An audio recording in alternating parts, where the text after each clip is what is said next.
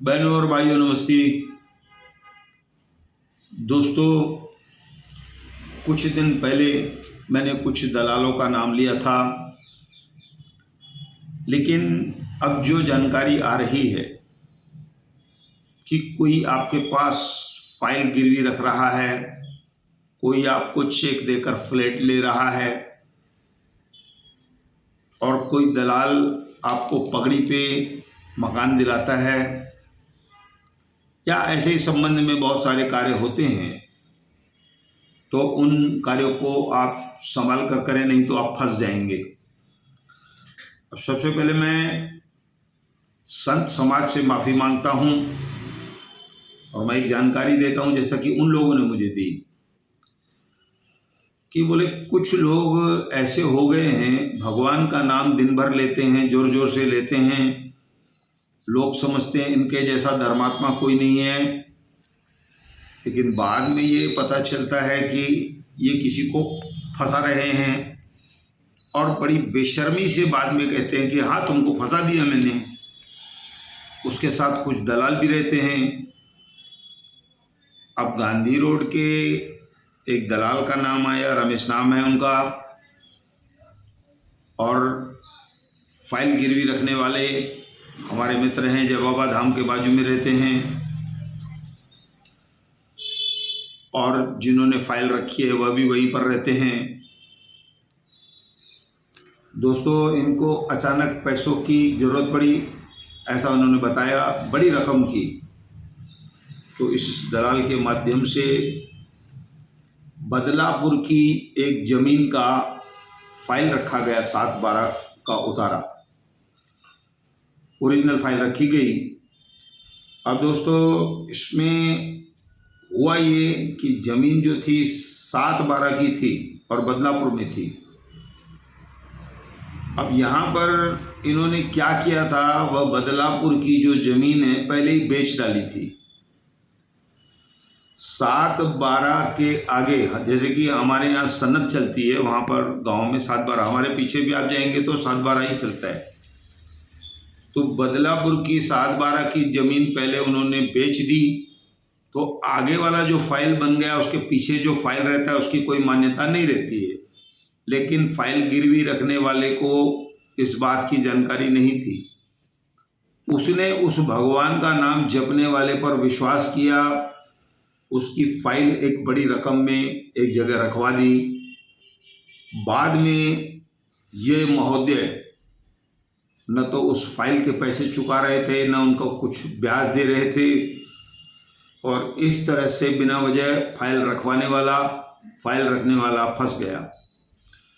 बाद में धीरे धीरे कुछ राशि वहाँ से निकली है और कुछ बाकी है अभी भी, ऐसा बताया उन्होंने।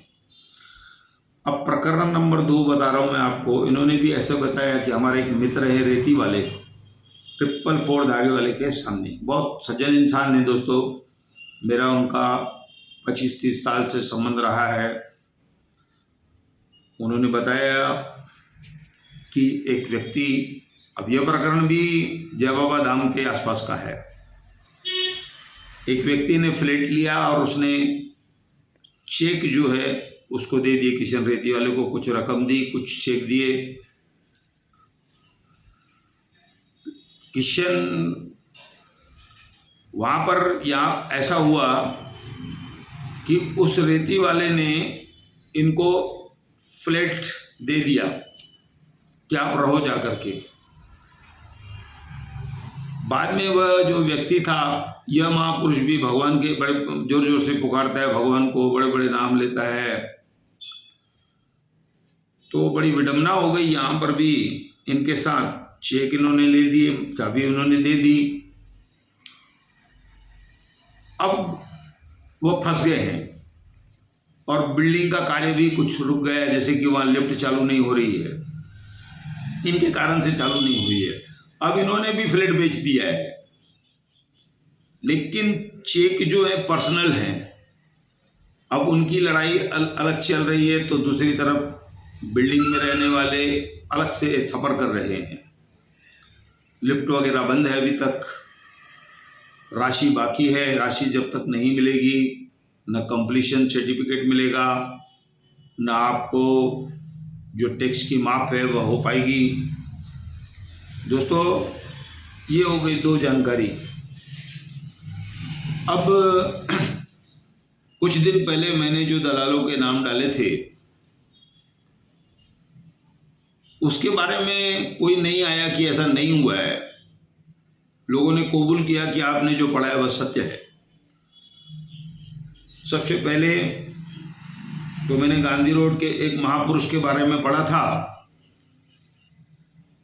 कि इन्होंने 4 लाख के बदले 3 लाख रुपए 3,40,000 रुपए महिला को लौटाए।